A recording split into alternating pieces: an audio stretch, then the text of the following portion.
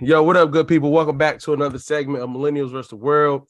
Got Princess, Lewis, Asia, Jay with me, man. The only spot you get authenticity and entertainment at the same time. So next month, May 20th, man, we're doing the second annual podcast party. Pull up on your boy in the DMV. We're going up bigger and better this year. All right, y'all. So we're going to get straight into it. I know this is like a hot topic. I don't know if it's been draining y'all timeline too. Any comments on the Angel Reese, Caitlin Clark thing, man? Any ideas, ideology, thoughts, or let's tap into that real quick before we get into what today is about. I just want to I don't want to speak from because I'm not a Black woman, obviously, but I just want to say I really appreciate how the African American and people who understand our culture are really rallying around, the young lady from LSU. We're not. No one's making excuses. No one's trying to be politically correct. We're calling it what it is. So that's something that I have enjoyed seeing lately. Facts, big fact. That's good. How do y'all feel as Black women knowing that ain't gonna never be fair? If it's cool when they do it, it's a problem when you do it. How do y'all feel about Okay, that? finesse 2 times. Yeah, hey, I put it on the internet yesterday. Bro, I'm not even an internet did do troll, that, bro. But you did do that. So let me explain what happened to me yesterday. I'm sorry to ask y'all a question and then jump to something else really quickly. I apologize.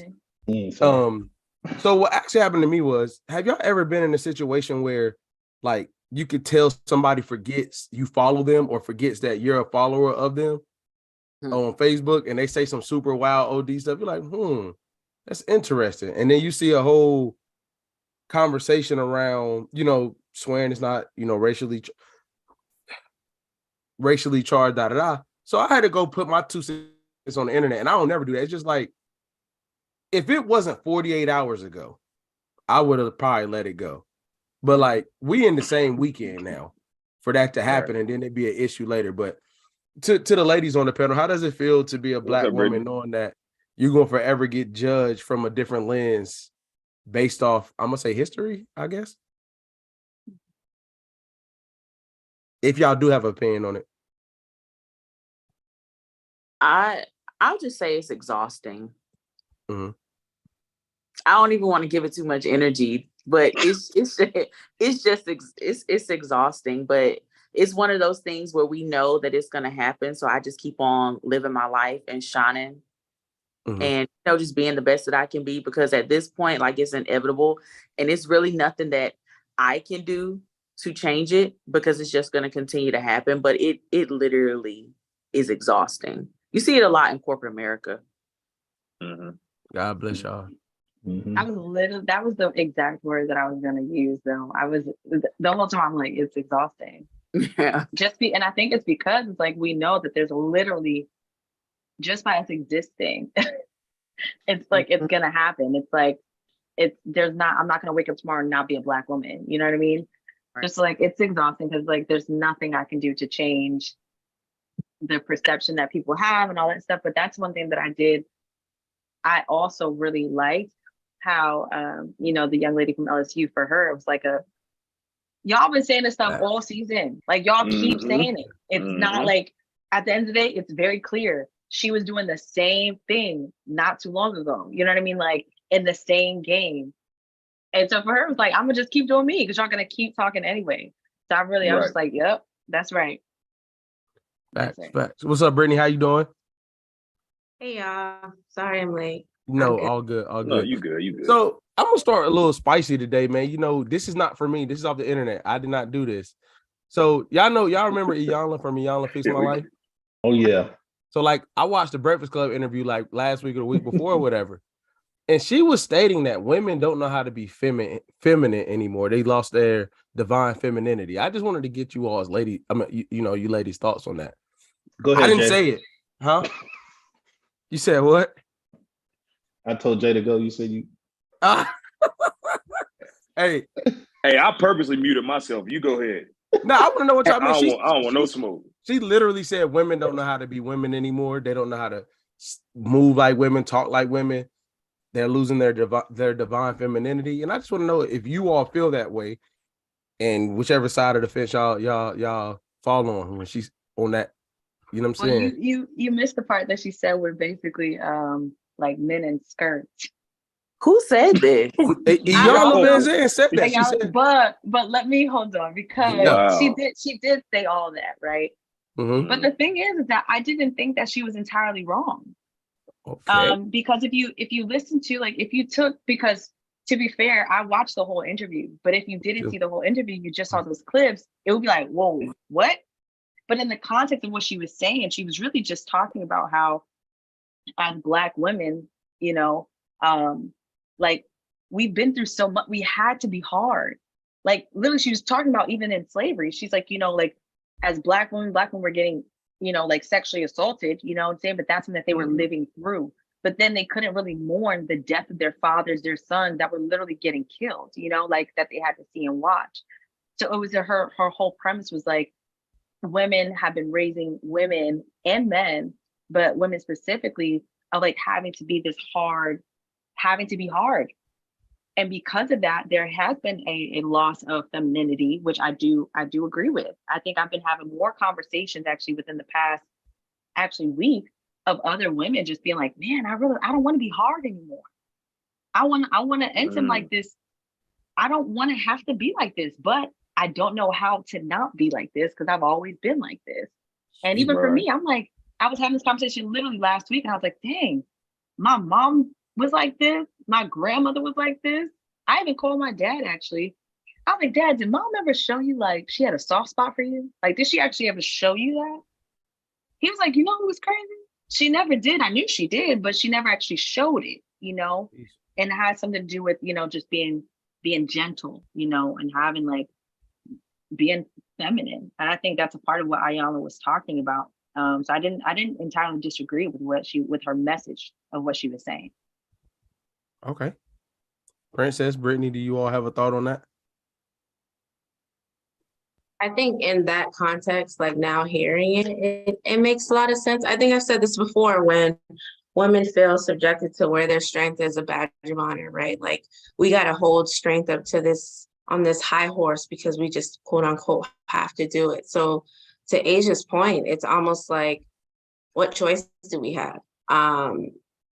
Going back to the first question you had about it being exhausting, having to be a Black woman in itself, you know, like it kind of ties into this the same way in terms of just being those qualities of being feminine. Like the real question that I would like to ask is like, can we define what feminine looks like nowadays, right? Because the way in which society has shaped and molded it for us to be, like we got to fill the shoes of something else that we might not define it that way anymore. So in 2023, like what do we define as being feminine to begin with? Shoot, they change it. They change masculinity too, to be honest. Yeah, that's a great question. Because I feel like what femininity meant back in the day is not really the ideal definition in today's time. And I feel like people want that, but that's really not, it's not what you're going to get because of the way the world has progressed at this point. Right. So it's like,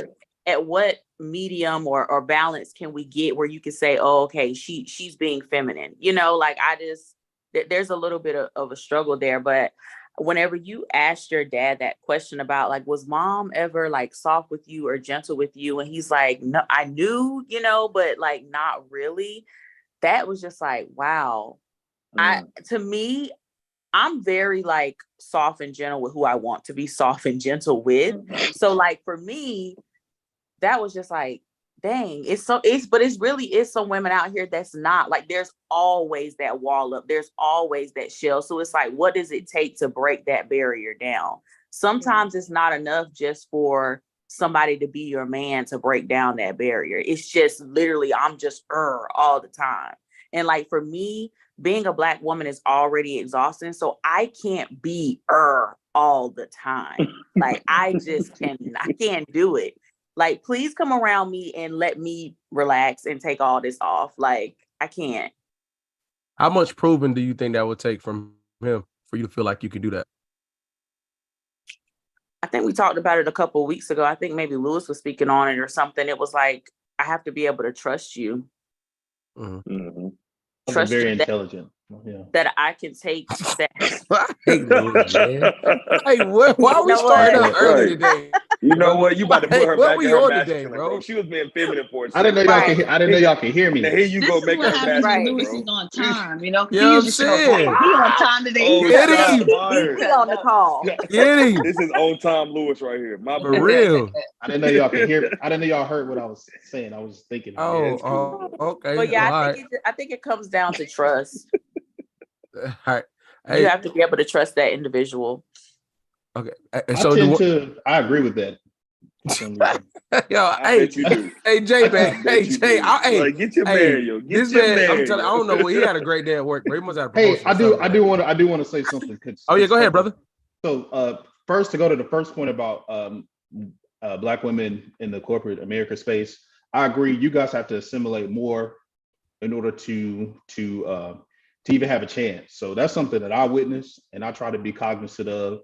And I would just challenge any woman, especially particularly Black women, to speak your truths and find people who you can confide in, and in order to be your best self, because you do have something to offer. And for me to get to where I am, it's been a culmination of all people of all different races. I'd be lying if I said they didn't, but it's in particularly Black women who really showed me the game. So you all matter way more than what people will allow you to think that you do. That's so facts. Second thing is to Ayana's interview, I think she mentioned something about women competing with men as well, right? Didn't she mention that? And I thought that was interesting because whenever I've been able to interact with a woman who is, strong and independent, it's like I kind of felt like we were competing. And I'm competitive, but I don't want to compete with my mate. You know what I mean, as a man. And I think sometimes women or strong women feel like we are intimidated by someone like that. I'm ready for competition. Don't get it twisted, right? But I don't want to compete with you as well, because I have my own struggles as a man, and I always have to be one way too, right? So I just want to come home and not have to compete in that space also. So I think that also puts a burden on the man, and then obviously the femininity or whatever femininity aspect of it. When you can't even identify binary, non-binary kind of tools, you can't even associate feminism with women. You know what I mean? I can't even make that assumption that we're talking about women anymore. So as far as how we define that, That's I think fact. everything is so fluid now that it would be hard. And to Jay, to your point, it's hard to define what is considered masculine or feminine now. So I mean, I don't know if we'll ever get to a point where we can easily define that.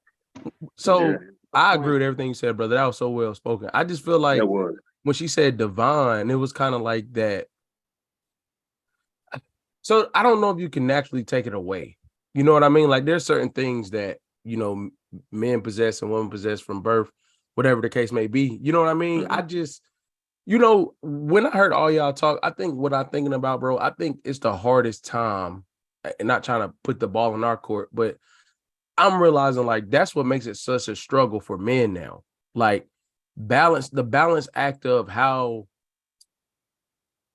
So I wouldn't say that my wife is like the softest person, but I think she shows it enough, like, so I know. But on the other end, I'm gonna be honest, like somebody super in their feelings all the time is overwhelming to me. Like I can't, not because I don't understand it, not because I can't handle it. It's just like there got to be some type of emotional control here in order for this ship to run. You know what I mean? But when I think of that, it's like what Lewis said, like, I don't know if I could ever put that as I don't know if I could ever put that as like a woman trait, overly emotional. And I'm gonna say this, and this literally happened on Saturday. So I was at my alma mater, afterwards went to the bookstore, walking around, and I was with one of my homeboys, and I literally told him, like, bro, I just feel like, and this is no funny, that I'm walking around after what I was there for. We were on campus. I was like, I just feel a whole bunch of like feminine and masculine women. There were a lot of guys that presented as heterosexual, but I still felt that way. The energy is just real catty now. You know what I mean? And the reason why I say that, it's like attitudes over things like the door. Like if you hold the door open instead of letting it close, if somebody walking up to it, it's like smacking your lips, pushing it closed further because the person behind you didn't hurry up. And I'm just like, we really doing that? And then and no, I'm serious. But me as a person, with the younger guys, I don't know how to navigate that. Like even some of the guys that I mentor now, I'm like, bro, I can't help you because I didn't know that was a thing. Like the way your mind goes to this said event or the way your mind rationalizes what just happened, bro. Like I don't get that. I don't get why that has emotion behind it. So said all that to say, I think like we are in a place where we got to figure out like, are we going to keep stuff the way we know it to be and better it, or are we trying to change the way we came up altogether? Because I don't think we can do both. I don't. Well, I think we're gonna have to change the way we came up all together because time is changing. Like people are evolving, things are evolving. So it's like for us to realistically think that we can still live in this like 1950s, 60s mentality is really like mind blowing. It's like, okay, we have to figure out what is, the new things going on. Okay, how do we exist together? Like, what does that look like? And once you identify that, it's just like in relationships, like you're trying to live this standard of what used to be. No, sit down with your partner, like, hey, what do we need to have? What do you need from me? And then that's going to make your relationship go forward. It doesn't matter about I feel like that's naturally going to make the masculine and the feminine happen.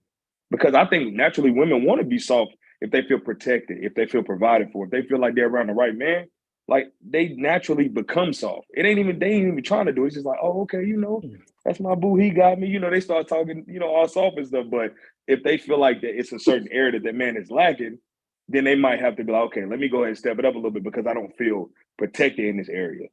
Once y'all figure that out, I think all of this masculine and feminine talk will go away. I agree. Because I don't want to be that guy, but like I feel like there's a lot of traditional things that still work. A lot of traditional things that still work. And I think it say again. Like, can you give an example? Like what you mean? Like what's an example of something? Like 90% of them, anything that you hear them trying to debunk. Like, yo, mute this man camera. And I'm gonna tell you why. 90% of them. Hey, Lewis, get him out of here. I know. Hey, tell me anything that you want to say that is okay. I'm listening. Change now. Okay. Okay. Let's go to opening doors, shivery.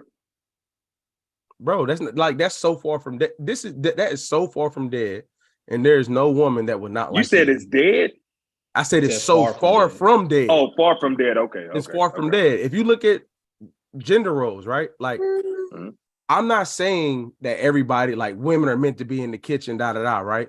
But the activities women that most activities that women enjoy align with some traditional ways. And for men, a lot of those things align. For me, I don't believe that like the changes that people want to make, they get in a relationship and stick to those changes. The same way you just said, if you make a woman secure, she gets really feminine. I bet you when you do those things, a lot of the traditional ways will show up in your relationship. It may not look the exact same, because now let's look at this. Me and my wife are thinking about getting a cleaning lady, right? Like that wasn't a thing back then. But when it comes down to it, I'm not nasty, but she's way more tighter than me. You know what I'm saying? Like I'm moving a lot more than she is. So like, but I think those traditional ways matter if you find someone that has those same values. Like, for example, if you're sitting here with a person that doesn't embody those same values, like you may be with a woman, right? And you are, Jay, making sure she's taken care of. That you think is dead. No, I'm about to give an example of something. Oh, all right. Because it's based off different women, so it's who you're compatible with. That's all it boils down to. Okay. Because the same guy can be with a woman and it's opening doors, doing all that stuff, making sure she feels secure. Doing all of these things, and she may feel like, oh, I have a great man. Another woman may look at that like, oh, this is a simp. Because that's a new thing running around now, right? Like that's the new word running around. Like, oh, this is a simp. Like, wait a minute, he's doing this for you and doing so. It's all in what people value. So if you find the right person, you'll be fine. I don't think it'll ever be dead, but it's just about compatibility. I agree. To me, I agree. So I agree like 80%. I'm gonna tell you the part that's kind of like 80%, bro. 80%, bro. Because I do feel like that's a thing right now. The simp talk, they're like, oh my God, they're simp, da da da. But if you take that same person that Let me not say that. Hey, is No, it let me ask it. Let me just interject real quick. Let me ask the women on here, please. Great job, I just want to ask their Yeah, point let of me view. not say that. Yeah, Go ahead. that boy backpedal up out of there, Yeah, he was boy. about to Because it's going. No, I just want to ask a question real quick. Okay, go ahead. I'm sorry, women. Jay. Because I really want to know, because they are very bright, intelligent women. Mm. What is considered a simp to you guys? Okay, Jay. I really want to know. If you feel like what that is, like, that is. I know what your it is. age. Okay. I am telling my age. I have no idea. You don't know what it is. Oh, you've never heard like that type of lingo. But he said to Okay. you. He said to you though. So yeah. What like if you hear say? like somebody saying like you're a simp. Clearly, it has a negative connotation to it. So. Clearly. Yeah, I mean, it has a negative connotation to it, but to me, it's somebody who does the traditional things, honestly, that a man would do and actually like respects his wife, shows love to her publicly, somebody who opens doors. Some chivalry I think is honestly almost dead. When you said that, I was like, oh, you don't know these men out here. But Hold on. You said I said it was almost dead? No, you said it's not. He said far from. Yeah, you said far from. Okay, and I'm saying far from. She said it's grave site. It's close. Yeah, it's closer to the grave. Mm-hmm. But yeah, that's what a simp is to me. However, I like simps. So I like simps because to you me, like a man that knows himself. Right. You're not a simp to me when you do those things, but I'm saying I like simps. Mm-hmm. That's like the Michael B. Jordan thing a couple weeks ago with the corny thing, right? Right. Mm-hmm. This is what people don't want to talk about though. Like I get the tough guy act, the Instagram stuff, but like corny, like Princess just said, in most situations, the corny guy is the one that's really in some healthy, successful stuff. 9 times out of 10, he's going to be viewed as corny if you put him on the internet in any other circumstance. So like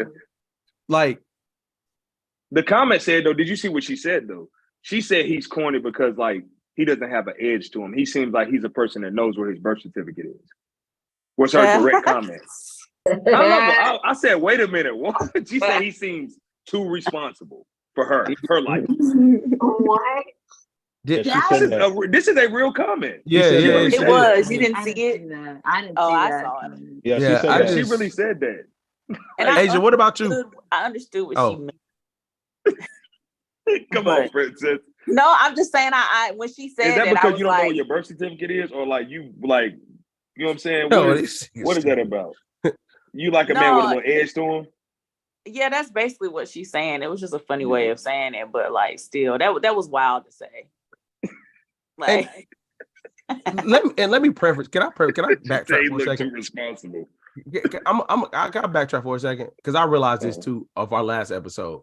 A lot of the things I speak on is based off the people I hang around. So it's like a lot of things, like when Princess just said, she made me think about when she said, like, yeah, it's close to the grave. Like, that's not the world I live in. Like, my friends hold the door open for my wife if I'm not there. You know what I'm saying? Like, so I have to try to assume there's other male groups of friends that may be like that. Not all of them, but other groups of friends. So, for instance, if you're in a relationship, I'm pretty sure his friends have to be somewhat decent for him to be all right. You know what I mean? Mm-hmm. And I see a lot of women in relationships. To me, that says like he has to have at least 1 or 2 solid friends to be in something healthy because you need that. You know what I mean? And I do think it's a lot of trash dudes. I do think it's a lot of dudes doing craziness, right? But I'm gonna have to say we like 50-50. I don't think it's like a 70-30 thing. I just think where we go looking for it and where people try to find it at really ain't where it should be at. And on top of that, if it crossed your path, you wouldn't want it at the time where you at right now. That's all I'm saying. Asia, what about your opinion on the simp thing? On the simp thing? On the simp thing. What's a simp to you? I want Princess on that because in my mind, like I don't view every time that I see something that's like somebody that's talking about a guy being a simp, it's usually either dudes that's just upset that he's actually spending time with his lady and not with them. That he's actually putting time into his woman, not them. I think also even on the when I've heard it from women, it's been in that context, right? As far as like that there's no edge, but I don't think that that's true. I don't like the term simp, to be honest. I think it's a very negative word, and I think that it makes it less attractive in the same way that when people talk about marriage, right? Like I've heard it a lot. It's like marriage is like a death sentence. That's why a lot of people don't want to get into marriage. And it's like, why does it have to be that, And then it deters people from wanting to get into these things. So then I feel like it deters men from wanting to, actually show that they care, or to even try to figure out what that even looks like for them. You know what I mean? Because I think a lot of times men are even learning how to love a woman truly for real. And I find that that's like, it just deters people from doing that. And I think it also deters women from then being open to a man just loving them, right? Because then it's like, okay, well, is he doing this in exchange for something? Okay, well, no, I have to say something negative, because this can't just be the thing, So I don't like that term. I wouldn't call a man a simp. Yeah. All right, so coming down the line, we got a DM for guys. It said, fellas, if you had to pick, how could women better support men emotionally and mentally? Wait, hold on, because I'm still stuck on this same thing. Yeah. Brittany said, "Nah, we Uh-oh. gonna keep that right there." No, because I've seen the word before, right? Like I've seen people use it in different contexts. So for me, like I'm just listening to Princess, I'm listening to Asia. I've heard that it's a man that's like overly submissive. Yeah, right? that's my definition of it. Right? So like Princess and Asia, y'all are saying y'all are okay with a man overly submissive?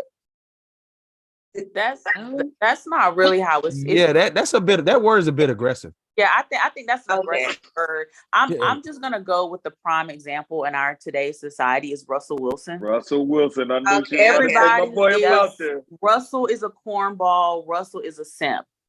Give me Russell Wilson right now. Send him on down. Like Russell Wilson without that bread. Thank you. Thank you. Take away the. So you saying, Princess, take the bread out of it? You can't though. Your own Princess, in my opinion, women say that because he has the millions. If you take that away, I don't think you will say, "Give me Russell Wilson." He'll be overlooked. Not you, Princess, but I'm saying every. No, I'm talking about like his qualities though, like the things that he does that people say he's a cornball, he's a simp. If he was just a regular man without the money, those are the types of qualities that like are people that people say are a cornball or a simp. Give me that type of man. We're not talking about his money. That's what I'm saying. But I'm saying like he's like the poster child for a simp. Yeah, he is.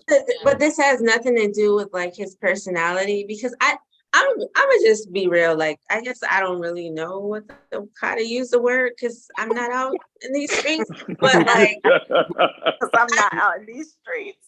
I feel like every woman wants like an edgy, like that bad boy. Like we all have lived for that bad boy quality. So like to say that I want somebody like Russell Wilson for me would be a lie, because I just feel like me standing in my truth. Yeah, he has qualities that check boxes, right? But he's corny.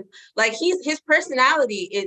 I don't even know this man, so I'm just judging off based off of what I see. But his personality wise, like, do I think that I can sit down and get up with him? Like, does he bring that bad boy quality that every woman I feel like makes her have a small percentage of security in the relationship? Not really. So that's where I can see how that definition kind of correlates. It's just, you're asking me the question. I don't really know if I'd hold hands with a 100% Russell. Well, I mean that's just a figure of speech, but then there's also levels to it. Like there's you could be a simp but not be a cornball. Like you could be a simp but not be corn. This sounds so bad to break it down like that, It but you does. really, Oh but God, it you does. really can. Like you Nah, can I have feel her though. somebody I feel where who's she a coming simp from. that has like a little bit more edge to him, who gives you that little bit of that bad boy stuff, but he still has simp qualities, and you know he's gonna be a provider, he's gonna protect you, he's gonna hold you down. Okay. But he's not gonna be playing your me- face out here in the streets, but he's still considered a simp, but he's not a cornball. I Right. agree. Yeah, I was about to say, where's the fine like line? he's Where's the fine respected line in with the. that though? You said what? Where's the fine line with that? Like, for example, like I know, like Brittany made a great point, but all of y'all did. It's a small percentage that a woman wants a guy with edge, right? A bad boy, right? I get that. My question to you is like, why? Because you say you feel it's protection, right? But I've seen some quote unquote bad boys get, you know what I'm saying, that chin knock. You know what I'm saying? Like, yeah, that thing lean. You know what I'm talking about? Like, I'm just saying from experience. Hey Jay, you see know what? I seen that chin get rocked a couple times, and I've seen some simps. You know what I'm saying? Know how to, you know. So what I'm saying to you is like, I understand what you're saying because I agree with you 100%. But my thought is, why do you guys feel like that leads to protection? Is it the feeling of like it's the perception of like, oh, he's aggressive, you know, or what? Okay. Yeah, if there's a perception that you feel like somebody has some type of edge or street cred, then you feel like you'll have more protection over there than with somebody who's just a flat out simp. You might like, you know, I don't know, if you get in a fight, you might get beat up, or I might have to jump in and help you. Like, you know what I mean? Like you be a little nervous. The relationship over if that happen. Yeah, that's a fact. She gonna help you. If your woman jump in, it's over. Y'all putting ice on each other. It is, bro. Like, because you gotta think about it. If you get in a fight and you like going toe to toe and end up losing, but you like walk her back to the car. But if she gotta jump in, like no, if you get slept in the middle of the fight, like if you unconscious, like you're not waking up to her. I'm telling you right now, she's gone. Like she's up out of there. Because I don't think this is the thing. I really do think if you get in the fight and lose, but it's like you can't tell. You can like it was on the cusp. I could defend it. Like, yeah, but you was in there, babe. Like, yeah, you might be all right. But if you get booked to where if you get slapped, if you like, if you get slapped, don't look at me. Right. Don't look at me. I'd rather you get rocked in your chin than you get slapped in the face. That's all I'm saying. Yeah, you can't get slapped. Yeah, no. Hey, Louis, you get smacked and looking at her like, nah, bro. You just when Princess said like I'm gonna jump in, like just think about it. Then your woman gonna be walking back to the car with her hair all messed up, and she walking back like, "Nigga, this because of you." Like that ain't gonna ever work. Hey, look, and he walking back to the car like, "Why you say something to him? Why would you say something? I told you to be." Hey Jay, Brittany, I feel like maybe you should have answered that question though. Like, I don't know who answered the question. Who asked the question? Was it Jay? But like, is that what you're looking for when women say they want that edge? Like, is that what you like? Is it because you want to feel like you protected? Yeah, I mean, that was a good example. I think it's levels of masculinity. Like you want to feel that support, that provider, that protector, that all those things that make a man a man, right? That's what that percentage of edge kind of brings. I want to know that my man wears pants in the relationship. Like I need to be, I'm let me talk about me. I'm very, I don't know what the word is, but I can be up here at a tent sometimes. So I need my man to like, my husband checks me sometimes like, yo, chill out. I got it. Like, relax. We got this. Right. So I need that. That brings a healthy balance for me. And for me, that does it for me. That's that level of masculinity that I feel like most women look for in a relationship. Put that bass in his voice. Yeah, but Brittany, it's a time frame that happens to where you trust him behind that. If you don't trust your man or believe in that masculinity, he can say, relax, chill, I got it. You looking like, boy, if you don't shut the, you know what I'm saying? You gonna keep going because you looking like, it's a level of respect. So for you and your husband, it's like, you respect him enough and understand like that edginess, like you believe if it really came to it, he's gonna handle business. Right. Some women just feel like that, you know. Oh, go ahead, Princess. No, go ahead. I was about to say something about that Jill Scott quote.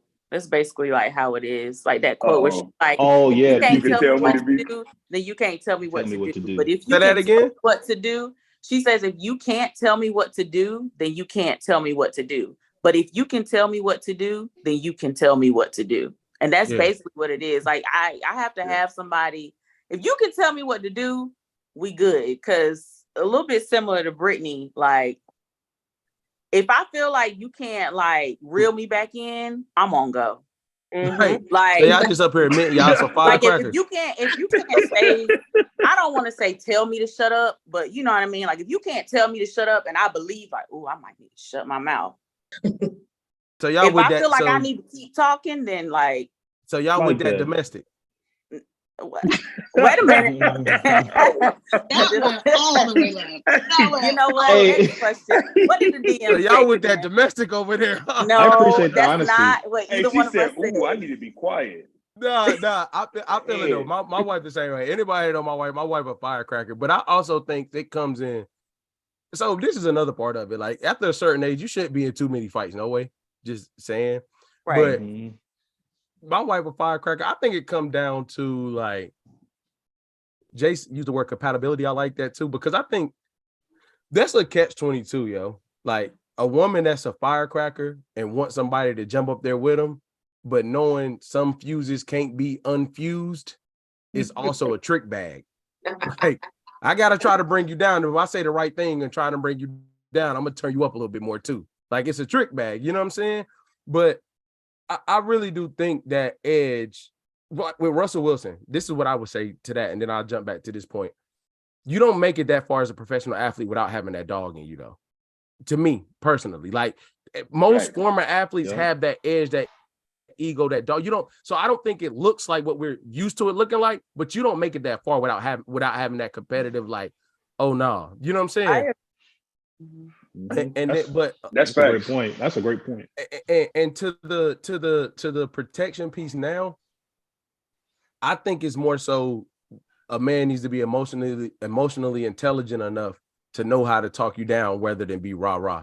Like, Right. Like, because there's certain, my wife can go on 10,000, but there's certain things like, yo, like, chill. That's not even happening right now. But Kenan, sometimes you gotta tell him. Oh, you know me. I Tell him, wholeheartedly Lewis. agree. He said, Tell him, Lewis. he said, sometimes you gotta what? Somebody You was like, heard me. No, I didn't. What you said say? sometimes you got to tell him to stay at home. No, for real. Sometimes you gotta be able to like, hey, make it known. You gotta make it known. You gotta go there. You gotta make it known that I'm the man. You know what I mean? Like you gotta make it known. I agree, but I wholeheartedly agree.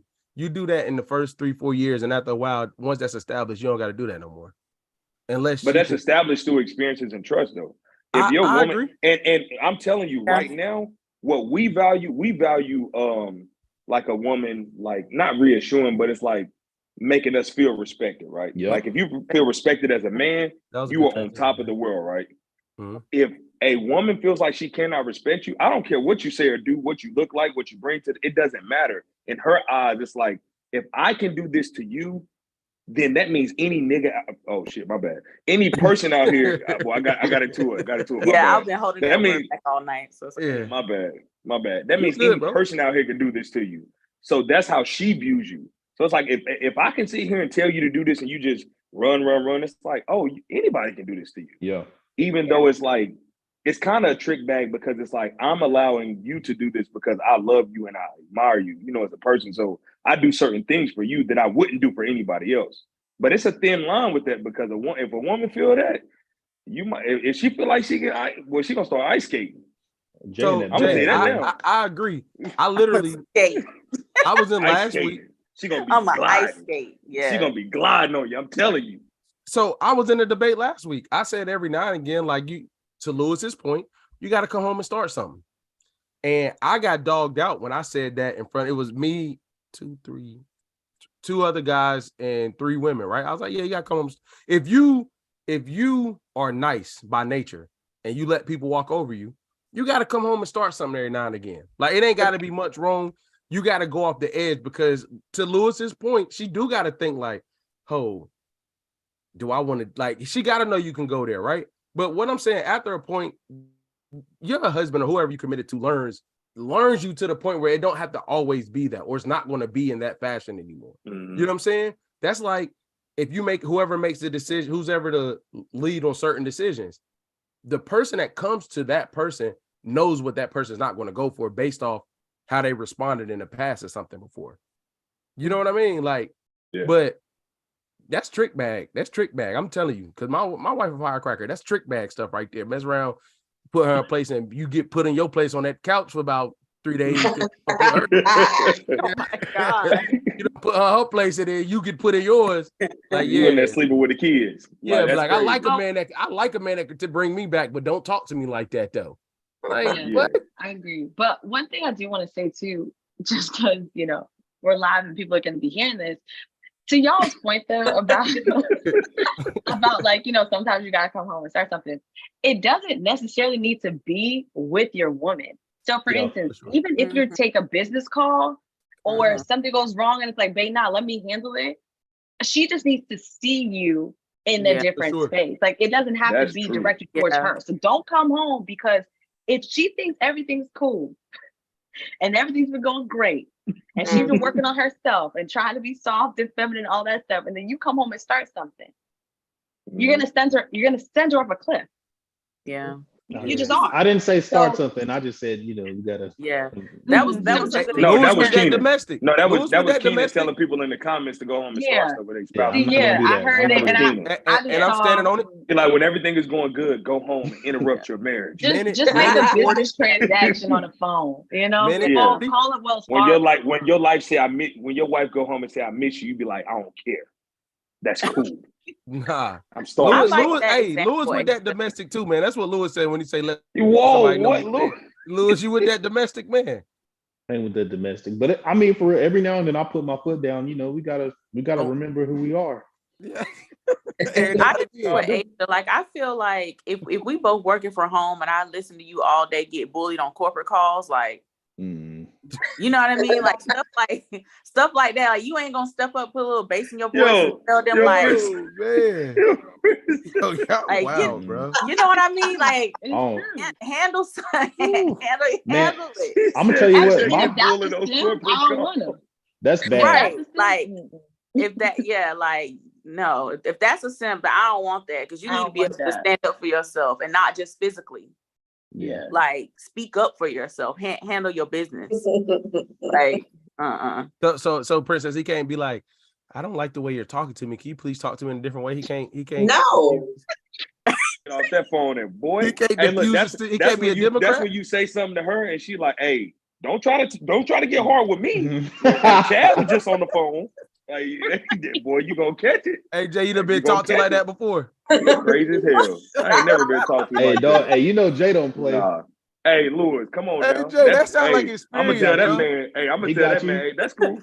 Hey, I'll that meet sound you. like experience, bro. That you done been talked to like that. Nah, I ain't tried to. I ain't gonna hold you. Everybody can try something. That's cool. You can try all day. Hey, Yeah, Lewis, all you was right. about to say something about the corporate calls, though.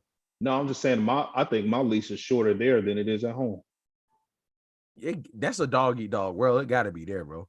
Yeah. I think because my I don't know, I just think because I think because I'm a minority and I feel like people maybe try or I may get offended easily because I think you may think you can get away with more because I am younger. You know, I'm one of the younger, people and managers, that I on my team and things like that. So I feel like people maybe try to get away with more.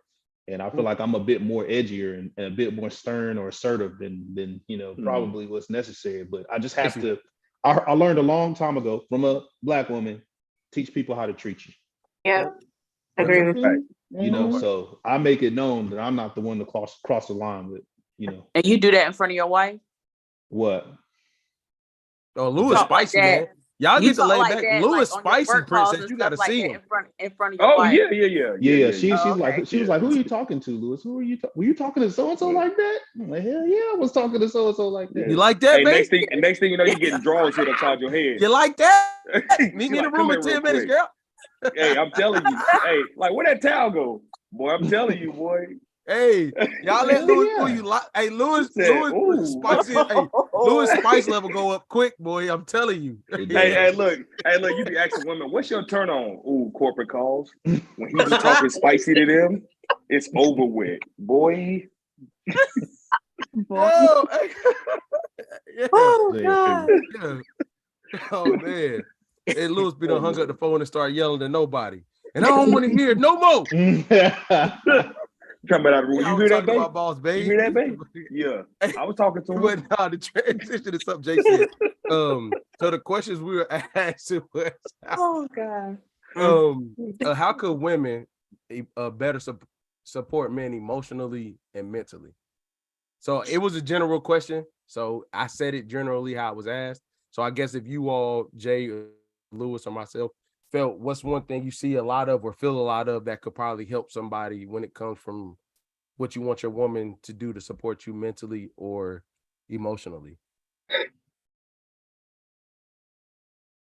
I'm gonna be honest with you. I would have to. I'm gonna get personal. Okay. I'm a very confident individual. If you can't tell, but every now and then. They could be like, hug All you. right, everybody. Like, but sometimes I need to be encouraged too. Like sometimes I need to be pushed. I know that sounds crazy, right? And I think I shared this on one of the other podcasts before that we had. But sometimes like I need a push too. Like sometimes I need somebody to hold me to my own standard or whatever, or a standard beyond. So I feel like just because I feel like I'm strong or I am strong, I still need a push too. Yeah, I think sometimes that could come off as your weakness because like you're always handling business, you're always doing things. I think that in my situation, it was like you never seem like you get tired of anything. Like you never seem like you down, you never because you always high energy. And it's like low key, I'll be drained, but it's like I have to be this way because you don't want your woman to see you like that because it's like I have to be the pillar for us. Yep. So it's like if we're panicking, if we both panicking, first of all, if any situation, if the man is panicking more than the woman, it's really bad. Cause she's like, wait a minute. Like I'm looking to you for guidance and comfort and like for you to lead the way. So just understanding that sometimes you do be tired and and it's okay for you to say, okay, I see you tired. I see you need some time to yourself. Like, what can I do to help? Versus just thinking we just Superman. Cause I think we do that a lot. But deep down inside, I know I'll be burnt sometimes. I'm gonna tell you that now. I'll be burnt. So I'm gonna go personal, then I'm gonna go holistic. I'm gonna go personal, then I'm gonna go general. I think for me, emotionally, I feel like emotionally, I'm okay. Like I feel like I can get an outlet. I think I can manage that pretty well by myself. Mentally, I think it's knowing. I'm gonna say I'm a very confident person too, but I think encouragement is important because I don't always think it's about confidence. Right. Like to me, you could be as confident as you want to be, but reassurance is really big. You know what I mean? Like I don't care what anybody says, the greatest athletes, greatest whatever, you have moments of doubt. You have moments where you're questioning what's really going on. So I would say like reassurance that you can do something or that you're capable of something is really big in those stressor moments. You know what I mean? Like me personally, I'm going through a process right now in my career. It's probably the most overthinking I've done in 15 years. But like the reassurance of like, yo, you wouldn't be getting these opportunities or phone calls if they didn't see something in you. Like just do what you do. And it because my confidence never wavered, but like confidence and stress can kind of when they coexist, it kind of the stress can kind of cover the confidence because you're thinking so much. It's not fluid anymore. You know what I mean? So I would say reassurance from the mental end and emotionally. I think one of the best things a woman can do emotionally is like if a guy decides to be vulnerable, even if you disagree, try to hear him out first. Yeah. Because I think with vulnerability, that's a real tough thing right now. And I'm not talking about the whack vulnerability where it's like, oh, I'm going to tell you something I ain't never told nobody. I'm talking about a type of vulnerability where a guy allows you to be trusted with his deepest like insecurities, or like a dude tells you something that like he may not ever felt the best about, or something about his past were like that. I think a lot of those times, even if it's weird or it sounds crazy, I think the biggest thing women can do is listen at first instead of trying to judge or critique those moments. That's what I don't even think it goes that far either. Like, yeah, it could be those things, but to Jay's point, like more so, let us see that panic a little bit, right? Like something as simple as seeing that panic. Like when my husband walks through the door, like every time he walks through the door, it's always happy. It's always, oh, what can I do? looking for something, like but I know that you just worked a 12-hour shift, right? So some days you're gonna come in here, you're gonna be tired. Mhm. So I had to explain to him, like, it's okay to show that when you walk in the door. Let me see a little bit of that panic, right? So I know how to support you then mentally, emotionally. Sit down, tell me what's going on at work. How can we figure this out together? Or how can we, whatever. I think it's really important. And I feel like men can struggle with doing that, right? Opening up and showing that Sure. panic because you feel like you have to put on this whatever when you at home or with your person. But the other part of that is the women, like you said, Keenan, just understanding and listening instead of always trying to help. Like, we just as much as we look to men and we just want to vent sometimes, like men do the same thing. They just want to vent sometimes. There's not always going to be an answer for both ends of the stick. Allowing people to just kind of express themselves. Like, therapeutically, we call it like active listening. That's all you got to do is just actively listen, and that's it. That's all. That is so helpful. Like, that's a key component. You don't understand what you're doing for that person by just listening. So I 100% agree with that. 100%. To answer your point, Brittany, because that was very good. I think that comes along with actually having somebody that's healthy that you're in a relationship with. Yeah. Because if you had a person that come home and maybe that guy was with somebody before and he's doing that venting, it's like, man, damn, you fucking complaining. I don't want to hear it, Then if you don't have a healthy woman to hear that from, that's why he may come in and be like, let me put this wall up. Because I've been in a situation before to where when I've expressed myself, it didn't come off as that. So, it's a testament to you guys because y'all have the open line of communication. A lot of people don't, and that goes back, I hate to say it, but it just goes back to compatibility. Man, doesn't that sound more like making our feelings a priority as well? Yeah, I do. Yeah. I believe. Yeah. Lewis, Oh, you for want to sure. know? I And think Lewis, that I'm gonna makes tell you where That was I really, good. really, this really becomes a bag for me because this is what I don't like. I don't think so. I've always been outspoken, right? But I don't think I've always expressed my feelings well. That's what I learned about myself as I got older. I was very passive aggressive, but I was outspoken. It wasn't always what I was feeling, but I would talk, right?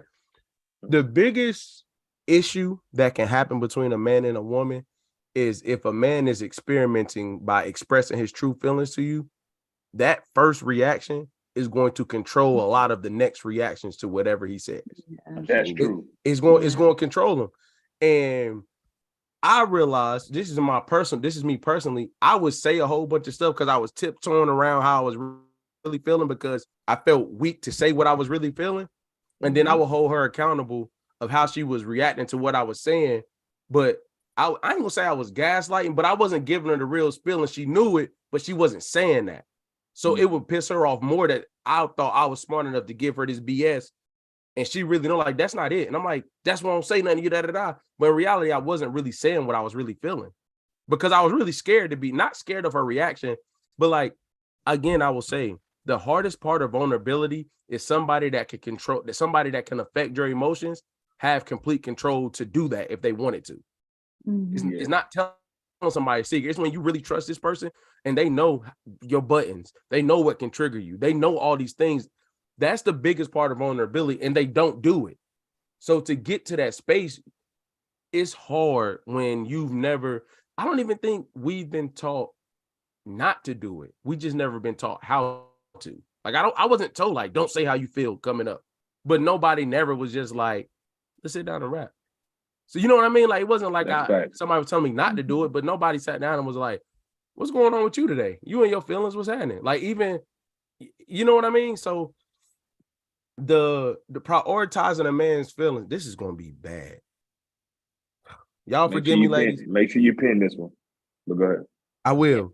I don't shortcoming. think a lot of women were conditioned to care about a guy as much as he cares about her. 100%. I agree with that. I think they were created to like be catered to most of the time. So they don't spend a lot of time being as considerate or like prioritizing him. Like, and I think when you hear prioritize, you hear a whole lot of stuff. But I think guys' list is so short, prioritizing really don't take much. You know what I mean? But I don't think it's as prevalent for a woman to prioritize, or I don't want to use cater to, but y'all get what I'm saying. I think, but I don't think we make it. I don't think we make it a priority as much as we should either, though. You know what I mean? I don't think we make that known that Hold we on, need, make it known that we want that. Because that if, we because need, if or you that do we make need it it. known, because if you do make it known, Lewis, you sassy. That boy over here, he trying to, you know what I'm saying? He's spicy. He trying to, he want me to chase him. It's like, I think it's a balance. But first of all, like the thing with that to me is like this. I do feel like that our feelings may not be met as much as women and all this stuff. I get that. But me personally, I think naturally too, if all of us, the men up here, can say that, we've been conditioned to cater as well, though. We've been conditioned to cater to women. So it's like, yeah, they may have not been conditioned in that way, but we got to look at their circumstances. Like, what examples were given? It was single mother households that had to be raised hard, and it was, like, you can't be catering to no man when you trying to cater to 3 kids by yourself. Like, you don't have a real example of catering to a man. So it's like, where do we draw the line of giving? I'm not gonna say giving women grace, but giving them a point to where it's like, we asking for something that they weren't even given. Okay, go ahead, Princess. I'm sorry. When you say cater to, are you just referring to emotionally? Now, if you say emotionally, then okay, I can see that. But to say that like women weren't raised or whatever to cater to men, I think that's absolutely totally goes against the way that traditionally speaking the household was ran. The woman catered to the man, the kids, the man went out, he was the provider, the woman was at home. There was so much catering to the man. Now, emotionally speaking, yes, because I think it goes back to the man being the provider, being the head of the household. There was not really room for emotions. Even if we think about how we were growing up, when you have a little boy, it's like with a little girl, it's like, oh, how was your day? How are you? Oh, you got a boo-boo? Oh, like whatever. But like with the guy, it's just like, you went to school today? You got homework? Like, it's not much of like, how was did anybody bother you? Like, it's not so much of like asking about your emotions. And that's just how we was raised. And so in return, I feel like you guys grow up and that's not something that you realize that you missed. Maybe because that's how, you guys weren't raised being asked those questions. So you don't necessarily express that you need it. But I don't think it's just women just not wanting to emotionally cater to a man. Go ahead, Asia. I'm sorry. No. Well, first clarify if you meant cater to a man or cater to a man's emotions, because I think I would have very different. I think emotions is because the question was on emotion, mentally and emotionally, so I was only speaking to emotionally. Okay. Mm-hmm. Yeah, then I definitely agree with what Lewis was saying, though, because I can't cater to something that I don't know exists, that I don't know what it is. I can't cater to something that, that if I ask you, oh, how do you feel about that? And you say, my feelings ain't got nothing to do with this. I just got to go ahead and do it. Or it doesn't really matter how I feel. It's got to get done. There's nothing I can cater to at that point. I have to then silently try to figure out what is it that you need from me. Because as a woman, we are nurturers. We talk about this a lot. Like, so we want to nurture something. But then when the man does not let us in, because it will feel like that, it will feel like, well, he's not letting me in. Well, I don't know how to support him. So then I get mad, I shut down because I can't do what I want to do for the person that I care about, And I think it goes both ways, because I've also heard conversations from like the male perspective, right? Just about like, okay, well, in the same way that you want me as a man, to kind of lead and like that sort of thing, so that you can be more gentle and soft and all that stuff. I also need to know that, like, well, you being rock hard all the time makes me uncomfortable. You saying like, oh, you still mad? Why would I want to respond to that? You know what I'm saying? It's like I think it goes both ways. Like, we both have to create safe spaces for each other to be able to do that. Because I think like feelings, women, we're emotional creatures, right? So like, how we feel because we're going to say it. And if we don't say it, we're going to show with our nonverbals, but for a guy, I think it's very different. We have to dig a little bit deeper to be able to have that trust, so that he can trust enough. Like, all right, if I do say how I feel, Jay, to your point, she's not going to say, oh, I'm just being a punk, or I'm just being super emotional, or whatever the case may be. So I think it's about how do we create these safe spaces for each other, to be able to do it, because we can't have one without the other, because it causes that imbalance. I got one thing. Can I say something real quick? Oh yeah, absolutely, bro. Two things. One, back to the encouragement. I just want to say, just kind of sitting here thinking, like my first or second therapy appointment, my therapist was like, "Hey, you're doing a good job." You know what I mean? And like I almost broke down because no one's ever told me that. You just assume that I know that I am, but no one's ever saying that to me. You know what I mean? So, and I remember seeing I think the Drink Champs interview with Tank, when he was talking about how Aaliyah gave him the courage to go out here and, be a singer and have success. And he started crying like, you don't understand. When I get compliments from my bros all the time, but when it comes from a woman, it's sincere. You know what I mean? Like, I don't know what it is about what we get from you all when you give us the truth behind whatever it is that we're doing. So your words hold, in my opinion, your words hold the most value to how men see themselves, first and foremost. Secondly, so what am I supposed to say when she's mad? I'm not supposed to say, why you still mad? What am I supposed to say? I'm just curious. Well, that was actually that was even on sometimes what the women say to men though. Because I'm guilty of it, right? Okay, like I've been in a situation and I'm in my mind, I'm like, all right, like either you don't want to talk about it, okay, fine, but you still acting like something's wrong, but you don't want to talk about your feelings. So then I've literally been like, you still mad? Like, what are you still mad for? And his response was literally, what am I supposed to say to them? Oh wow. Right. Because I did not create a safe space for him to be able. So how do you phrase that question? I'm genuinely curious. You asking for yourself? Yes. He's actually, trust me, he is definitely asking for you. Oh, I got it. Because how is that not a fair question? Well, why are you still mad? Yeah, why? No. Well, Lewis, I think it's neglecting the fact that you. I think it's a neglect. Say that again, Jay. Did y'all resolve anything that happened from the last conversation? Yeah. Before you ask, why are you still mad? I got to get back to you on that one. Yeah. You should never ask why. Then that's when it's going to be resolved. I'm gonna say, don't start anything. You should never ask why. That's the problem. The problem is that 3-letter word. If you say, are you still mad versus why are you still mad? That is a totally different question. Like, I prefer you to ask me, hey, you still mad? And I'll be like, yes or no, and I'll tell you why. Versus, why are you still mad? Nigga, excuse me. What? No, y'all do y'all thing. Like, Hey, why? we showing out tonight. You almost came through the camera. I'm like, we not PG-13. Do y'all thing. I jumped in. I did. I jumped too. I was like, I said, who? Hey, look, and that's why he don't know how to answer the question right there. Yeah, so don't start with why. The car. I mean, sincerely, I'm thinking that's root cause analysis. Like, why? Let's get to the root of why you're mad. The response is only going to be defensive. If you ask me why anything, why is your hair like that? Why did you wear that color? What do you mean? Because I wanted to.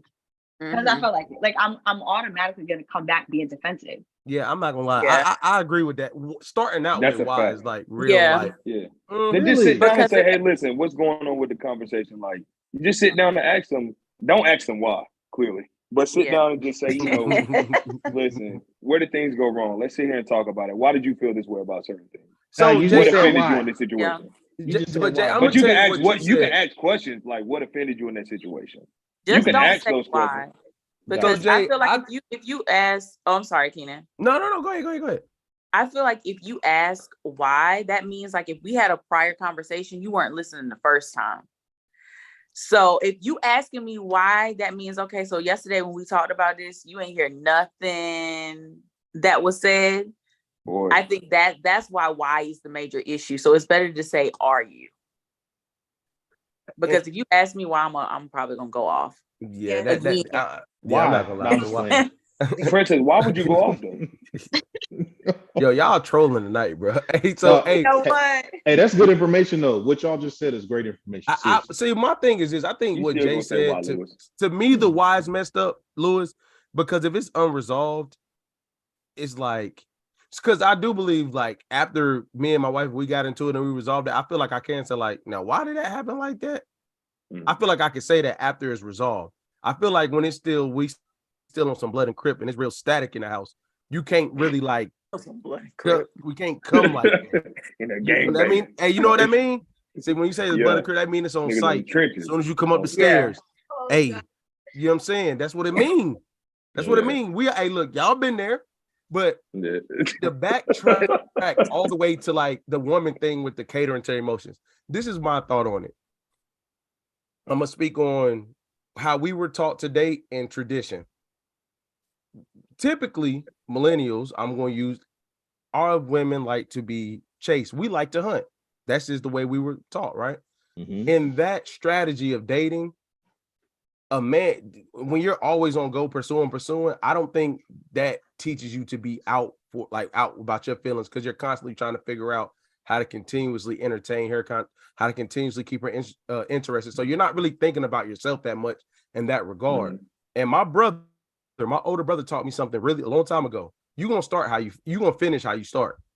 And it was so true. Like, it may evolve a little bit, it may change a little bit, but a lot of the things you start with, that's how you're gonna have to finish it.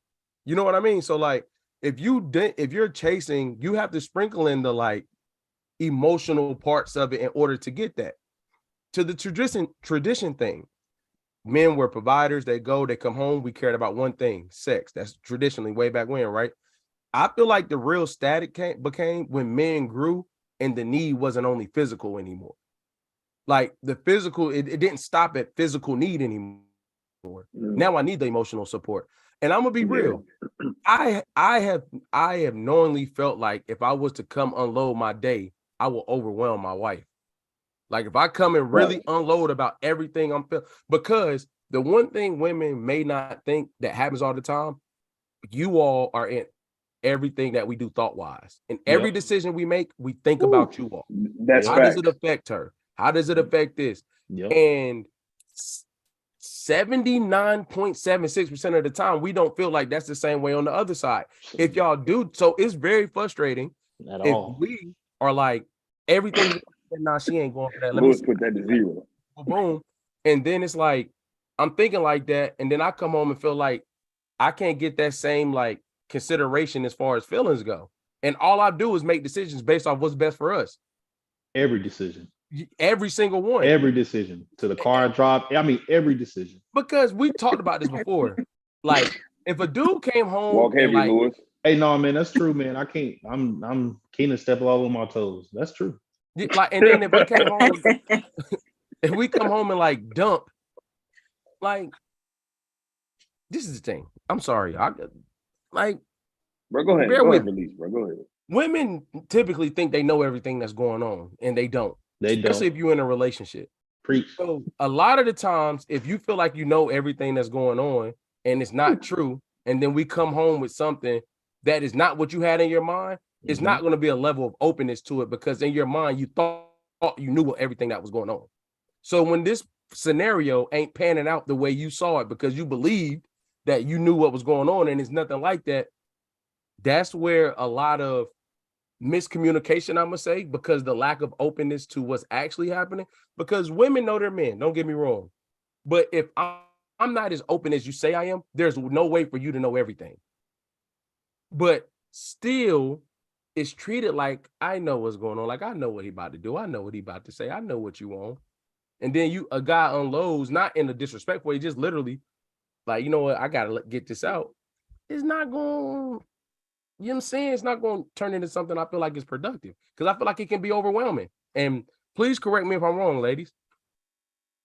Yeah, you're wrong. Brittany. All right, so talk to me, Brittany. She said you're wrong. She said she you're could not wrong. wait. She could not wait for you to be done. Yeah, she bro. was like, on which I have part? never seen a person be ready for somebody to be done. She was like, on which part? I don't feel like that. I can only speak for myself. I guess I'm trying to I'm in my brain, I'm trying to like generalize it to women as a whole, right? Because I feel like y'all don't do it enough. Like, men don't do that enough. They don't come home and just dump. So when it does happen, even in sessions, like when I speak to some of my clients, sometimes a lot of the women that I see, they are looking for vulnerability in their men. And they're like, oh my God, he doesn't trust me enough. He doesn't this and that enough because he never tells me, you know, what's going on. He doesn't open up. He doesn't this and that. So I feel like y'all think that it might be too much, but for us, it's like, we're low key looking for that. Like, I want that. I want to see that. And I can only use, like I said, use myself as an example. My spouse sounds like a lot like you until I had to tell him, like, no, like, I want that from you because I want to see that. I don't think it'll overwhelm us. It'll more so put us in a perspective of, okay, this man has X, Y, Z going on. We can have whatever pre-notion scenario, however we think things turned out in our head, whatever it is, it doesn't matter. The point is that you chose to come home and to dump all of this on me, right? If I can do it to you all the time, how come it can't be reciprocated? That's what defines what like a healthy relationship. I feel like if you're not at that level, right, then you need to kind of take a step back and reevaluate your relationship and what it brings, because communication, as cliche as it sounds, is key. So if your man doesn't feel comfortable enough to come home and like tell you things or to be open, what? So hold on, let me ask 2 questions real quick. Give me your dumping ratio, yours to his. Oh, I dump during the day from 8 a.m. to till he come home. So give me that dumping ratio. I don't know. I know where you're going with this. It's a lot. It's a lot. It's real high. So like 10 to 1, like 10 dumps to 1? Yeah. What if you even that out? I don't believe that, Brittany. I don't believe that. I knew where he was going with this. I don't believe that. I knew where he was going with this. I don't. Okay, so let me put myself out there. Once upon a time, I was like that. Me, everybody know me. I rock with logic now. Does it make sense to come home and say this? I feel like personally, as a man, you should be able to deal. Say if you have a stressor at work or something happened, there has to be some things that don't need to make it home with you. You need to be able to operate within yourself, figure it out. Do what you got to do, release it. Without that, everything don't got to come home, right? Absolutely. But so there are things that's like, yeah, no, I got to say this because it's sticking with me. Wholeheartedly agree. Yeah. But Brittany, it's hard for me to imagine a world if our dumping ratio was the same, there would be that balance. But that is to your point, Keenan. I'm choosing to dump these things just as much as you can choose to say these things. I agree. There's certain things that I don't have to call him and tell him because I just don't have to, but I choose to do that. Why? Okay. Because there's a level of trust. He's like my best friend, whatever, however you want to define it. The same thing. What I'm trying to say is that the shoe can be worn on either feet. Like he could choose to tell me whatever it is, or he could choose to not carry that at home. Even if it was a 5-to-5 ratio, it's not we don't want no weak man. We don't want no emotional, whatever, right? That's not what I'm saying. But that doesn't define him being weak or emotional. That just literally means he's opening up and dumping things on me because that's the type of boundaries we set in our relationship. Right. Okay. When he does that though, like let's say he does that, right? All right. Okay. Give Are you saying that? Yeah, she definitely put you in your place. But what I'm saying is like when he's doing all that dumping, right? Like let's say it evens out, or you want that, like because she said rapid fire. She said from 8 o'clock. I still disagree with that. That's a bit aggressive. You know, I had to hang up. I was like, baby, you got to save some of this for later. Yeah, she's an active shooter. So what we're saying is like, God, yo, Jay, you stupid. But if your man is doing that, right, Brittany, why are you saying that you do want that? Is it because you feel like there's a need that you want to feel like wanted in that moment to console him and you don't get the opportunity a lot of times? That's why you want him to open up more? Or do you feel like that in the past, like he hasn't opened up and it's made you feel a certain type of, like, why do you want him to open up more? Is my question. Because I want to do exactly what y'all just talked about on this pod today, which is prioritize a man's feelings. If we don't allow y'all to have the opportunity to do that, y'all sitting here asking for it, and then I'm sitting here saying this is what we want, right? Like, so there is a healthy balance here. It's kind of like, I feel like society or whatever we've been conditioned to learn has taught us that men can't do this for X reason, when it's not really that. It's just if you have something to say, right? If you start at 8 a.m., you got to be comfortable enough. You got to know your person to be like, all right, chill. Like, you crying, stop. You know, whatever. That's the conversation you have, but it still doesn't mean that you shouldn't do it. You should be concerned about doing it. I don't know. Does that answer your question? Yeah, that does. Thank you. Yeah, What's up, Princess? That really does. I think I agree with both. I see what Brittany's saying and I see what Keenan's saying. Like, overall, me personally, I agree with you, Brittany. I want to give them what they're asking for on this call. I think ultimately the goal is to create a safe space. You create a safe space for me. I create a safe space for you. However, I also agree with Keenan with that ratio, because I feel like as my man, I don't want some of those things to make it home to me all the time, because if they do, that's going to get on my nerves a little bit. Like, if you just got like, she was trying to say it. She was trying to articulate it so well. That she just I was trying a little bit out. She couldn't. Yeah, you can take a little bit out. What was going through my head did not come out my mouth. Yeah, But y'all got, that's just gonna get on my nerves a little bit. Yeah. That's gonna get on my nerves a little bit. But like, I don't need for you starting at 8 o'clock in the morning as my man, as the leader of the house, as the provider, starting at 8 a.m. texting me about blah, blah, blah, what's going on with your day, just because I'm trying to create a safe space for you. Because I'm about to be like. So it's like not just like 9 o'clock for you. So his spice level got to be low. You said what? You said Taco Bell mild sauce. You know what those bites? Cheesy gordita crunch can only have mild only. Only mild. No fire, no hot, no nothing. No none of that, boy. Yeah, I mean, maybe every now and again you can start up at 8 a.m. like Brittany, but like, you can't be doing the exact same ratio as me. Asia, no, I thought y'all wanted 50-50. You have a no, thought that on was Brittany. Oh. Brittany don't want that 50. Hey, Brittany, I already know if that fuse is like that, Brittany like, yeah, not right now. No, but she did say, to attest to what Brittany was saying, she did say that if her man was doing that, they have that space and relationship where she's like, wait a minute, you know, like sure. not right now. So I do agree with what she's saying. But that don't change her not wanting to hear it. Like, no, it does. That's why she's gonna say. But Jay, that don't change her not wanting to hear that. Be like, okay, all right, chill. It's healthy. It's a boundary, but she still don't want to hear it. Not at 8, maybe 9. 8 is a bit aggressive. I didn't say it was unhealthy. I didn't say it was unhealthy. What Brittany said is very true. You do have to have that relationship, like not right now. All I'm saying is it does not change that she does not want to hear it.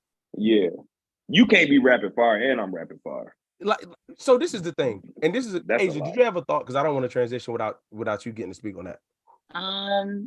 Yeah, Uh-oh. Yeah, no, I do have some thoughts on it. Do I have both y'all on my side instead of Brittany? Is this what I'm hearing? I think I was on both. Because here's the thing, like how do I describe it? Okay, got it. I want to hear enough from my man so that I can encourage him. Because there's going to be some things I can't problem solve. Like, yes, I am like the way that my brain works, I also want to come up with solutions, right? But I know I might not always be able to. So for me, I just want to hear enough so that I can encourage you to keep doing what you got to do. You know what I mean? So for me, if it becomes more of like I'm running out of encouragement to stay because you keep bringing me different things. You know what I'm saying? Like it's just different. Because that is what will become overwhelming, because then I feel like I'm sitting here encouraging you, but you're not doing anything about what you need to do. You know what I mean? So it's like, I guess that I'm trying to hear what you need to say so that I can encourage you, to empower you, you know what I'm saying? So you could go ahead and do all the things, the problem solve and do what you need to do, right? And talk to your boys about that. Because I also think that's another thing. You just proved my point. I'm really not one of your boys. I'm just not. Just like you're not one of my girls. So yeah, I want to be able to tell you things, but there's still some things that I'm like, I'm with my girls. You know what I'm saying? That's a girl conversation, you know? There's some things, yes, I want to be able to talk to you about, and I want you to open up to me and all this stuff. But there's also some things I'm like, that was a bro conversation. That one wasn't a me conversation. You know what I'm saying? Like, tell me the aftermath. I want to know the aftermath. I want to know you went out to the boys, y'all have fun. I want to hear about, and then we was figuring out what to do about this. Da, da, da, da. I like that. just let me in, because for me that's still letting me in. You know what I mean? So I think that there just needs to be that balance. But no, I do not want a 10-to-10 ratio. I don't. I don't want the ratio at all. And this is another debate that hey, bro, I think that's why you said I want you to mute your mic. And that's why you walking around asking why. When Asia was talking, I started laughing because it's got to a point where I'm like, well, just quit the damn job. Like, I don't want to hear about this shit no more. Well, hey, but see, that's either the you that's go the leave problem or with not. communication. Just get the like, just go. I'm over this shit. I'm over it. I'm tired of hearing about this shit. But see, that's the thing though. That's what they were saying. I think Brittany or Princess, somebody, it may be Asia, I don't know. They made a comment about the like yes, I did, bro. I've gotten this there, dude yo. is And my brother laughed at me so hard because I was like, I don't have nothing else to say. Like, would you? Nah, you wild. See, that's an important part of it too, is like repetition, right? Like, so when I'm thinking of dumping, I'm thinking like pillow talk, gossiping, whatever. I don't mean you, if you done came into this house every day, Monday through Sunday, and you talking about the same supervisor over and over again, doing the same thing, and I already done gave you enough, that's when it's like, oh, okay. But if we're talking about just dumping your day, like that's where I'm like, okay, cool. Like I'm okay with that. That's a good. Okay, Britt, I feel you on that. That was good. That was a good. So all right, we even now because I was winning until you said that. That was good. But you want to know? It was so now funny. Y'all 10 for 10, and we could close on her. This is another thing that I think irritates women a lot more.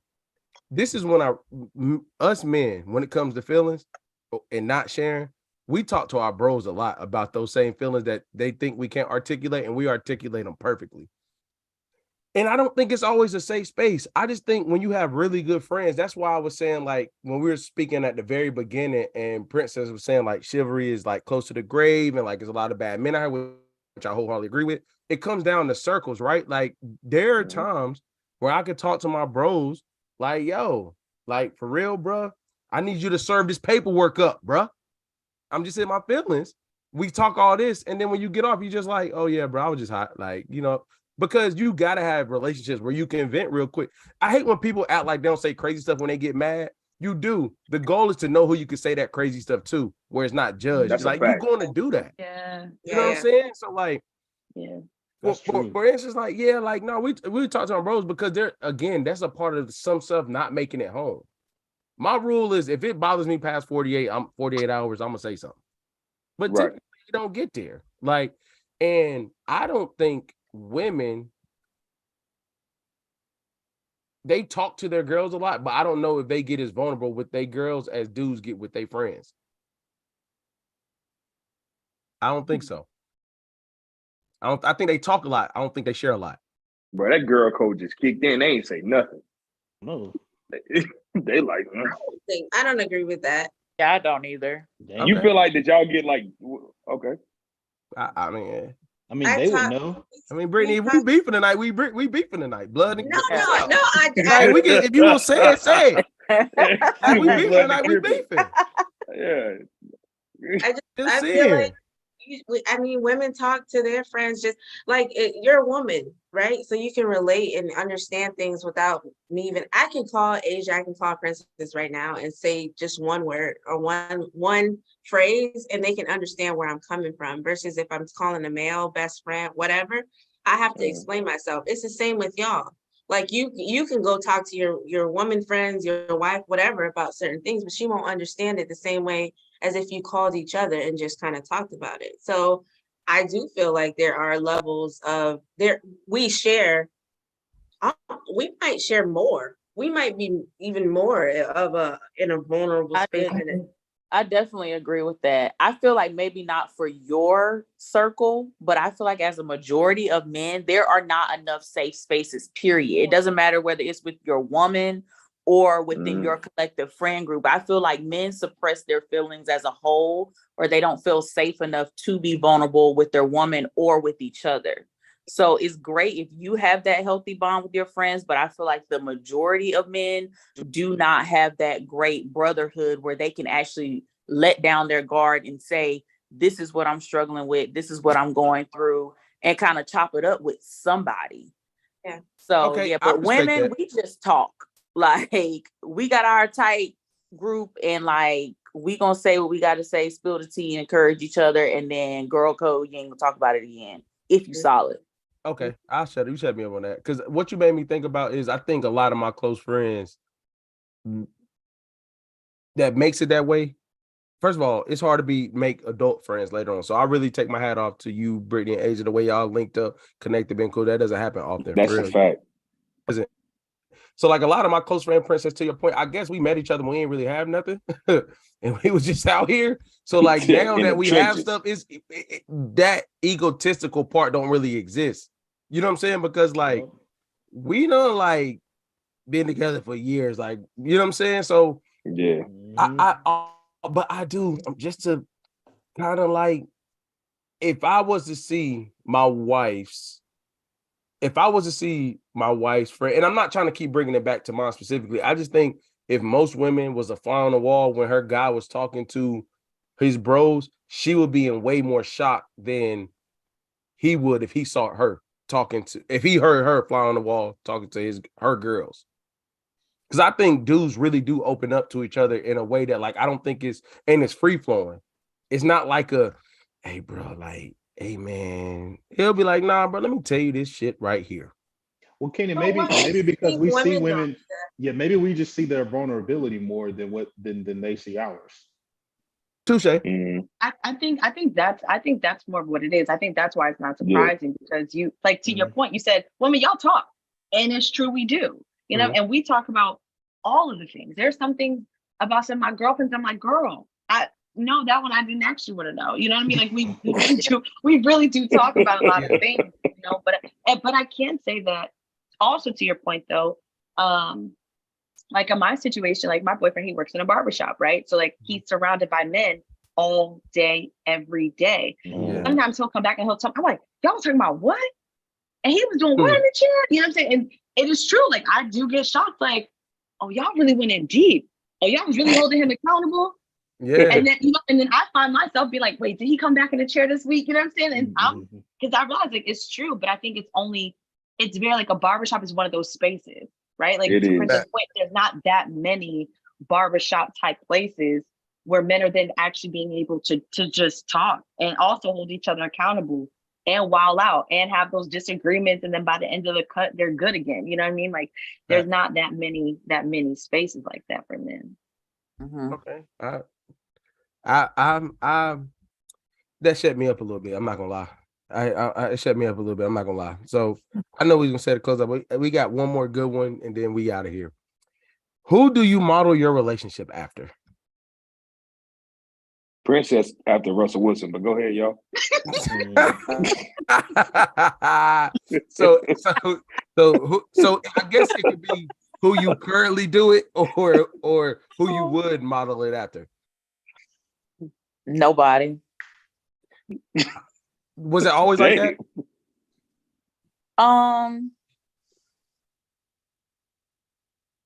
I feel like no, it wasn't, but I feel like nowadays you have like what you call like, oh my God, these are my goals, you know, and then they're divorced a year from now or, you know, next month. And it's just like, I just feel like everybody needs to run their own race. You know, you may like certain things about a certain couple, not saying that, you know, every married couple or everybody's in a relationship is just like flat out terrible, but everybody has their good things about their relationships and everybody has stuff they need to work on. So to make one specific couple or something like what your role model or basing your relationship off of, I just don't think it's healthy. Respect. That's fact.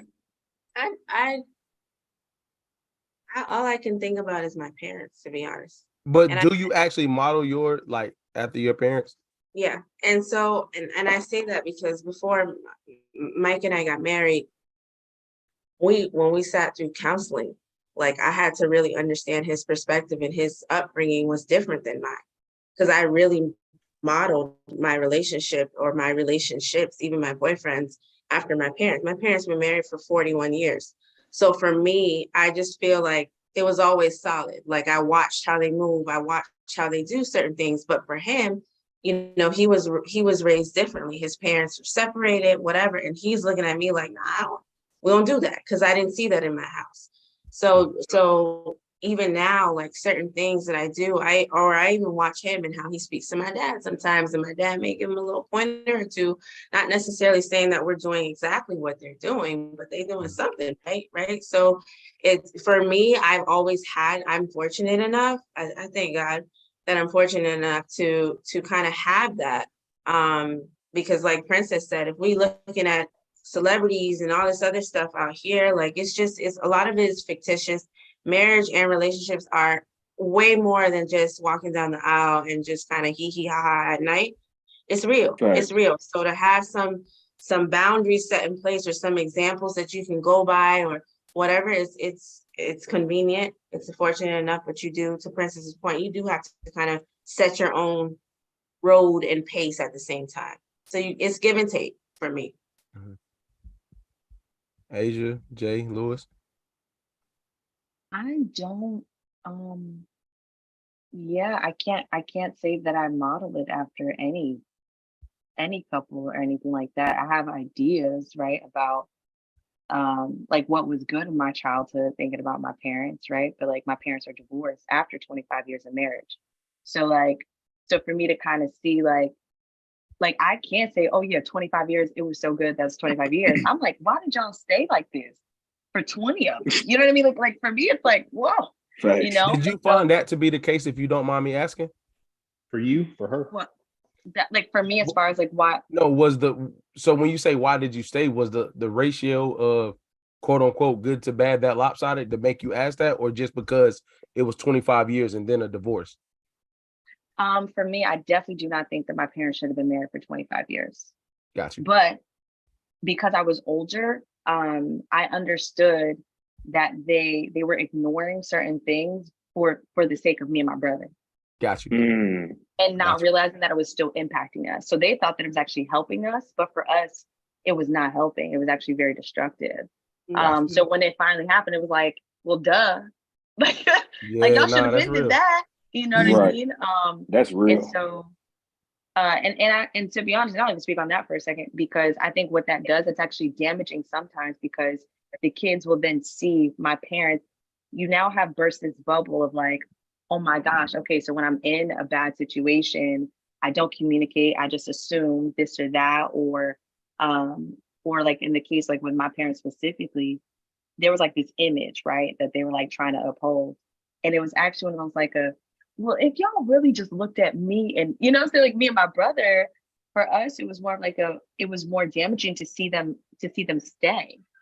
And so when it happened, it was like, well, now we have to actually really relearn how to do a lot of this stuff that we could have dealt with so long ago. That it didn't have to be now I was trying to figure out how to do this or that, or watching my dad at 50 something figure out how to cook for himself. You know what I'm saying? Like it was a lot of undoing. But because of that, I've actually modeled like the way that I do relationships. I saw the breakdown of communication, right? So I model it based off of, okay, I can see where my parents' marriage was like declining. So I actually modeled it based off of that. So like, okay, if I was there, how would I have fixed that? So that's why when people say communication is key, like I really mean that. And not just when it's the happy feeling. I'm talking about all of it. You know what I mean? Because I saw what it was, and I'm never assuming anything. Because my parents, they knew each other for so long. I was like, well, I know what he thinks. Kim, to your point earlier, I know what he's thinking. I know what she's thinking. And it's like, no, y'all don't. You know? And they never actually talked about it because they just thought that they knew. You know, and so for me, I actually model it based off of the things that my parents didn't correct that I wish that they would have. Good. Absolute respect. That was really good. Jay Lewis. I just say, knowing what I know now, just understanding that not to model it after anybody, just to partner you with, y'all figure out what y'all need to do and work from there. I model something after my grandparents and Brittany's parents, honesty. And that's the only model I took from both of them. They kept it, my grandparents kept it a band with me and my older brother. Brittany's parents kept it a band with us. And I think that's the biggest thing. So I learned a lot about my grandparents as I got older, right? But I think the thing that made me still say yes, I'm going to say model after their relationship, because anything they told me only transformed articulation based off where I was in life. So they were telling me the same stories, but the articulation was different when I started to understand more about life. So it was never like I thought everything was peaches and cream. You know what I mean? And Brittany's parents were the same way. Like, as her and I have grown, because like, I think sometimes I'm gonna use the phrase take for granted that I've been with this person for 13, 14 years. You know what I mean? Like, I start to realize when her nieces and nephews that I remember being born are in high school now, I'm like, I'm the only person they remember her being with. You know what I mean? My little brothers don't remember me with anybody else. And I'm saying that to say the evolution of their honesty as me and Brittany have grown and stuff like that, I would say I model the honesty after that. You know what I mean? Anything else past, I do believe that you got to have some type of foundation with values of relationship. So model wise, those values, but to say, I think we look at model as like, I want to be them versus like, it's like a prototype. Like, hey, okay, this is here. What can I steal from this in order to make this? Because even with your parents' age, like, there were probably some good parts of that you and your brother could take from it. You know what I mean? So I would say, yeah, them, and it's just the honesty. Take us home, Louis B. Yeah, I'd say, as corny as it may sound, like, I took a lot of my principles and values off what I saw on television. You know what I mean? Like, That's real. The Cosby Show. You know what I mean? You know what I mean, with Dr. Huxtable and Claire. But you know what's funny, man? It's weird, and I'm not saying this to say it, but like My Wife and Kids with Damon Wayans and Tisha Campbell. Oh, it's yeah. funny because my wife and I feel like they are probably the closest representation of how we interact with each other. You know what I mean? So I don't think we're intentionally modeling ourselves after them, but we kind of interact very similarly to them. And I mean, just like anyone else, I take bits and pieces from relationships that I've seen. So I can't really give credit because there are things I knew I didn't want from certain scenarios as well. And I think as human beings, that's our responsibility, right? To pay attention to what we're exposed to and take things away from it as we need, and to make it our own. Yeah. Dope. Hey, man, as always, appreciate the transparency, the authenticity. Millennials versus the world, man. We are out.